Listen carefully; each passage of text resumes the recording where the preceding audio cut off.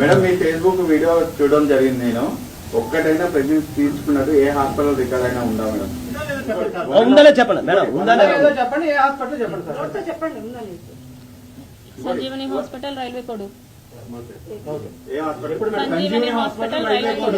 First abortion వాళ్ళ friend tablets పంపిస్తే అతను నాకు ఇచ్చాడు, నేను వేసుకున్నాను. సెకండ్ థర్డ్ నాకు సంజీవని హాస్పిటల్స్ లో జరిగింది. అక్కడ మా పైన వచ్చిన ఆరోపణ ఏదంటే మా హాస్పిటల్లో అబార్షన్ చేశామన్న ఆరోపణ వచ్చింది. అది అసత్యం అండి. మేము ఎటువంటి అబార్షన్లు చేయలేదు.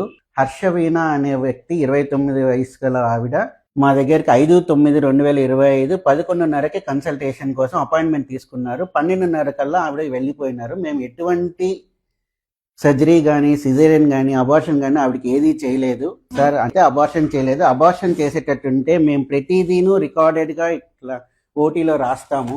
మేము కిట్ అమ్మిన విషయం అయితే వాస్తవము. 5వ తేదీన హర్షవీణ గారికి అమ్మిన విషయం వాస్తవము. ఇది మా ఓటీ రిజిస్టర్ అండి. ప్రతి కేసు, కనీసం కుట్టు వేసిన కేసు కూడా మేము ఖచ్చితంగా రికార్డ్ చేస్తాము. ఆవిడ వచ్చిన టైమింగ్ ఇది కూడా హర్షవీణ గారు 29 ఫిమేల్, మంజు యాదవ్ గారి కన్సల్టేషన్, ఆవిడ గైనకాలజిస్ట్ 11:30కి వచ్చారు, 12:10 కల్లా వెళ్ళిపోయారు.